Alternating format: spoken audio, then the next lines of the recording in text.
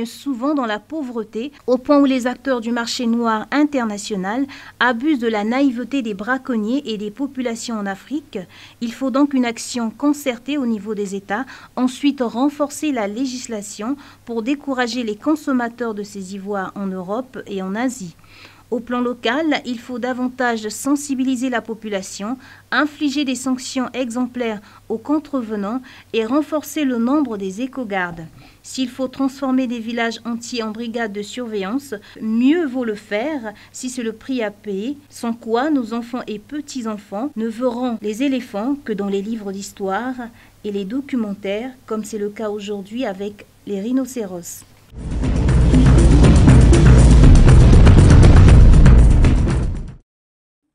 Une fois de plus, des braconniers ont porté un coup dur sur la faune tchadienne. C'est une situation récurrente de massacre des éléphants dans les réserves de faune et parcs du Tchad. Au total, 86 éléphants ont été massacrés dans la réserve de faune de Hombi, située à 30 km du village Gamba, dans la région de Mayo-Kébi-Est. Ces braconniers, considérés comme des hors-la-loi par le gouvernement, sont traqués par les forces de défense et de sécurité. Pour le gouverneur de la région du Mayo-Kébi-Est, c'est un défi pour ces forces de retrouver ces braconniers qui ont emporté avec eux plus de 142 défenses. Le canton Tikem, sous-préfecture de Tikem, département de Mont-Élie. Nous avons été alertés qu'il y a eu pénétration des braconniers. Aussitôt, nous avons actionné le préfet du Mont-Élie qui a demandé aux compagantes de se rendre sur le terrain. Nous sommes arrivés sur le lieu et comme vous devez le constater, c'est un désastre. C'est un désastre qui n'a pas son nom parce qu'en comptant, nous avons dénombré 86 éléphants. Le nombre peut être même plus parce qu'il y a des femelles qui ont été abattues et qui ont mis bas en même temps également. Et tout ça, c'est par des hors-la-loi qui étaient à dos de chevaux et qui ont perpétré ce désastre. Comme vous le voyez ici, un peu partout dans la forêt, on a des corps disséminés. C'est regrettable, c'est désolant, c'est très malheureux.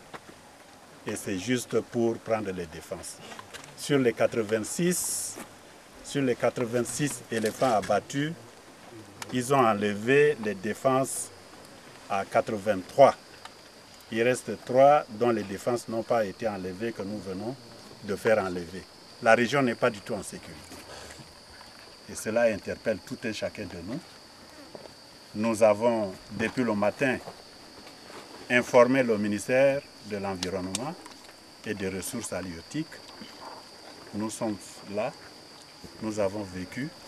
Maintenant, il appartient aux forces de défense et de sécurité de faire le travail nécessaire.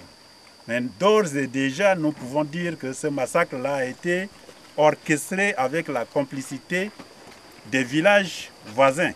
Parce qu'on ne peut pas comprendre que ces villages-là, qui sont dans le parc, qui est un parc réservé et protégé, et en habitant dans ce parc, ils sont considérés comme les gardiens. Nous sommes dans une zone où les gens sont venus à dos de chevaux. Nous savons que les chevaux, en temps de canicule comme ça, ne peuvent pas rester 2 jours sans boire de l'eau. Ça veut dire que la population a dû contribuer, elle a dû jouer une complicité quelque part.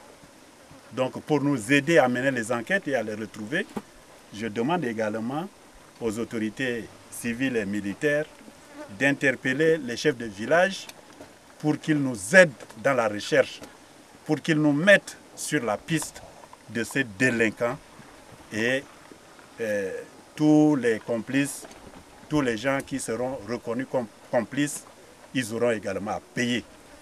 Parce que c'est inadmissible. Inadmissible ce que nous avons constaté et vu. Donc les mots même me manquent pour dire davantage, mais tout ce que je recommande maintenant, c'est que les forces de défense et de sécurité doivent faire leur travail et tout mettre en œuvre pour retrouver ces délinquants.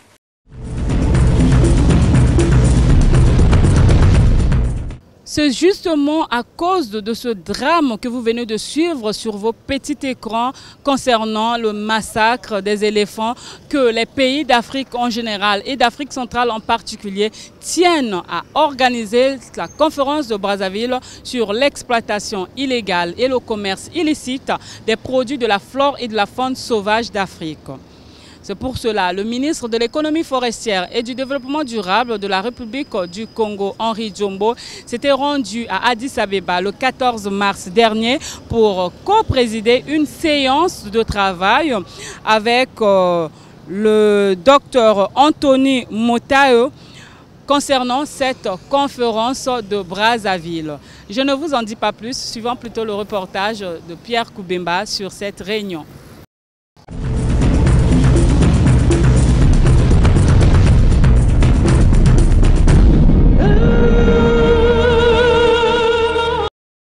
Comment ça va?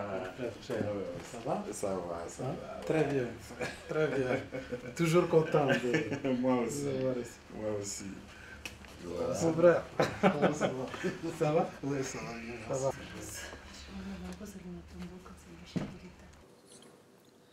Accueilli très chaleureusement, le ministre Henri Djombo a échangé avec le secrétaire général adjoint des Nations Unies, secrétaire exécutif de la Commission économique pour l'Afrique, Carlos Lopez. Les deux hommes ont parlé de la conférence internationale de Brazzaville sur l'exploitation illégale et le commerce illicite des produits de la faune et de la flore sauvage d'Afrique. Nous avons convenu qu'il y aura un appui. L'appui sera fait dans la forme de co-organisation. Donc on va donner tout le soutien à travers notre centre pour le climat, qui est un centre qui est directement concerné par les questions de la conférence. Et donc, ils sont des spécialistes qui peuvent apporter une contribution importante dans la définition déjà des contours de ce qui pourrait être la déclaration finale de la conférence, mais aussi dans les discussions techniques qui auront lieu pour préparer un tel contenu. Le diplomate onusien a invité le ministre Henri Djombo à la réunion du 28 mars prochain à Addis Abeba. Réunion qui regroupera les chefs d'État, les ministres des Finances et ceux en charge du développement durable, ainsi que le gouverneur des banques centrales. Il s'agira pour les participants à cette rencontre de s'accorder sur la position commune africaine en prévision de la conférence internationale de Paris sur le changement climatique en décembre de cette année, surtout sur le volet financement du climat. C'est quelqu'un qu'on respecte beaucoup parce qu'il est au front dans tout ce qui concerne l'environnement dans le continent. Il a joué un rôle majeur dans beaucoup de négociations et actuellement nous sommes en train de préparer la conférence de Paris sur le climat qui aura lieu à la fin de l'année.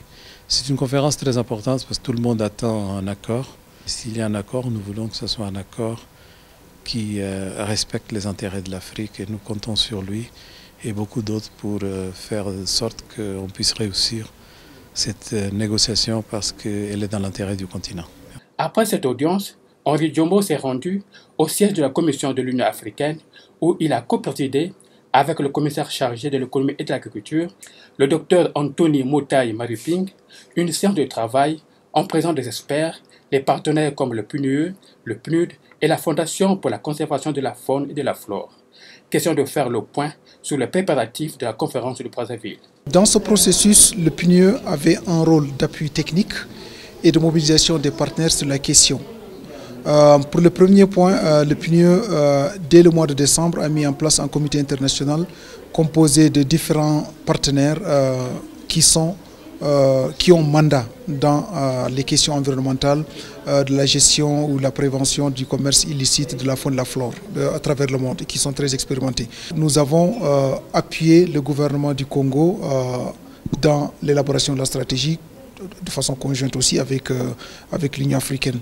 Et maintenant, nous sommes en train de finaliser un document qui doit faire l'analyse et puis l'inventaire de la situation sur la question du commerce illicite de la faune et de la flore africaine.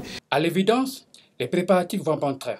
Et le ministre Henri Djombo a relevé que cette rencontre de Brazzaville devait faire fi des discours et aboutir à des résultats probants. À la conférence de Brazzaville, que nous avons désignée comme une conférence action, où on ne souhaiterait pas qu'on vienne prononcer les discours écrits depuis les bureaux. Cette fois-ci, définir, adopter une stratégie de lutte commune, de lutte coordonnée au niveau du continent, avec la contribution des autres parties prenantes, avec la communauté internationale, pour que nous atteignions nos objectifs. Il est souhaitable que le travail technique qui est en train de se faire actuellement puisse produire la stratégie pour la conférence. Il y a eu beaucoup de réunions, beaucoup qui ont eu lieu sur la question. Malheureusement, il ne semble pas y avoir un effet réel sur la situation, malgré tout ce que nous avons dit, toutes les dénonciations, toutes les plaintes. Aujourd'hui, il est temps de nous mettre ensemble pour protéger non pas seulement les espèces menacées d'extinction, les espèces emblématiques, mais l'ensemble de la biodiversité africaine qui fait l'objet d'un commerce illégal, intense au niveau mondial.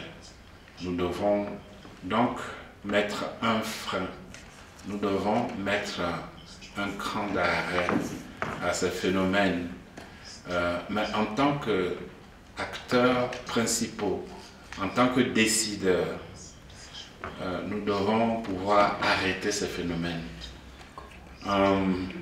Un seul pays ne saura le faire, il faut que nous travaillions dans le cadre d'une coopération élargie, qu'elle soit sous-régionale, régionale, qu'internationale. Nous devons en tout cas travailler la main dans la main, parce qu'ensemble nous serons plus forts. Nous allons à la conférence de Brazzaville, que nous avons désignée comme une conférence action. Au-delà des débats qui se dérouleront autour du thème, nous aurons aussi une table ronde de haut niveau qui sera organisée avec les bailleurs de fonds. Avec les bailleurs de fonds pour que nous voyions les apports, les contributions financières qui nous permettront d'atteindre les objectifs définis dans la stratégie et le plan d'action. Au milieu, il sera difficile de trouver un autre moment pour adopter une stratégie à présenter à l'Union africaine. C'est pourquoi au Caire, à l'AMCEN, nous nous sommes engagés, le PNUE, le gouvernement congolais, l'Union africaine, à tout mettre en œuvre afin que la stratégie soit disponible à la conférence dans les délais impartis actuellement. L'optimisme du ministre Henri Djombo sur les préparatifs de ce grand événement rassure. Nous avons constaté avec beaucoup de plaisir que le travail évolue très bien à tous les niveaux, au niveau des partenaires techniques, des partenaires financiers, des missions de l'Union africaine, mais aussi au niveau du Congo, tout ce qui a été préparé répond au calendrier, à la qualité du travail attendu. Sécuriser la biodiversité d'Afrique pour la durabilité et la paix mondiale, c'est le thème de cette conférence internationale prévue du 27 au 30 avril prochain à Brazzaville.